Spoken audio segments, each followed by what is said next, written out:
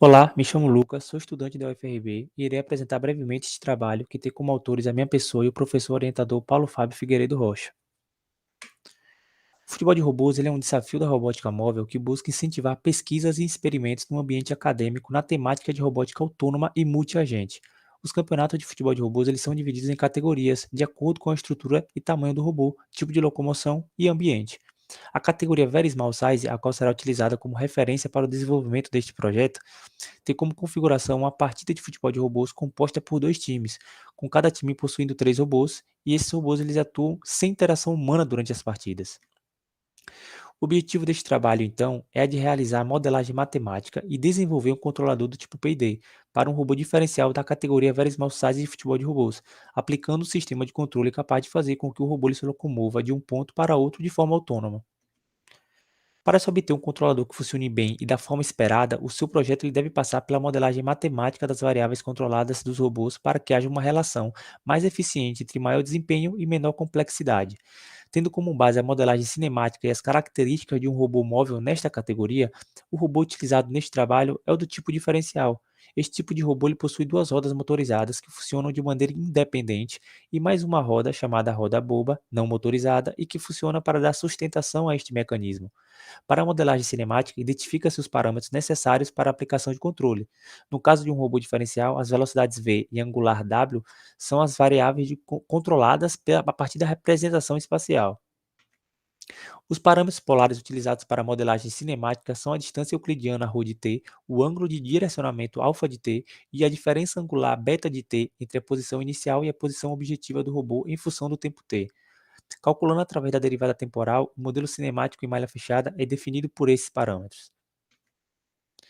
Um controlador tem como função manter a variável de controle o mais próximo de um valor previamente determinado, de modo que quando houver um distúrbio no sistema, este controlador ele deve agir para retornar a variável controlada ao valor desejado.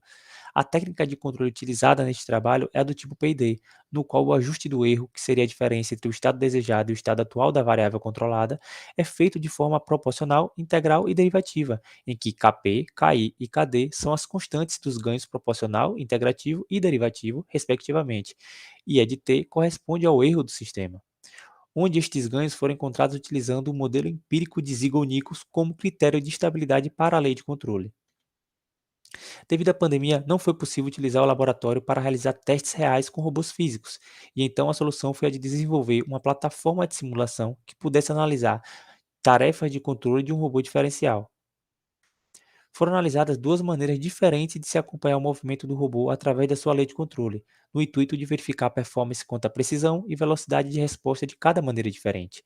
A primeira estratégia foi com o uso de dois parâmetros de controle para a velocidade angular do robô, o parâmetro alfa de t e beta de t.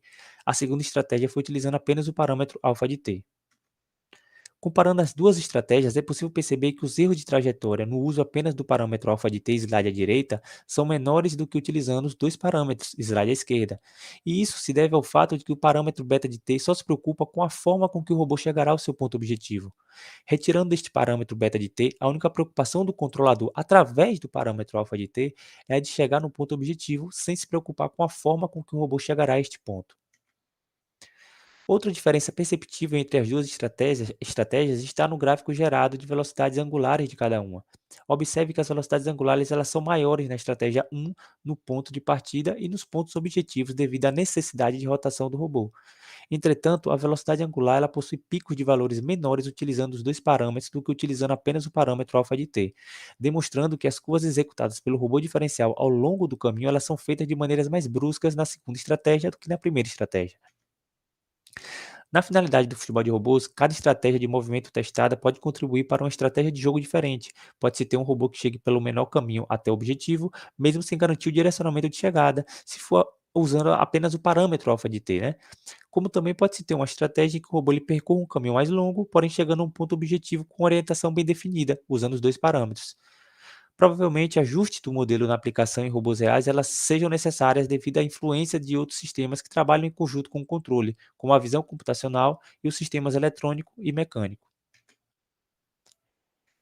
É isso. Muito obrigado.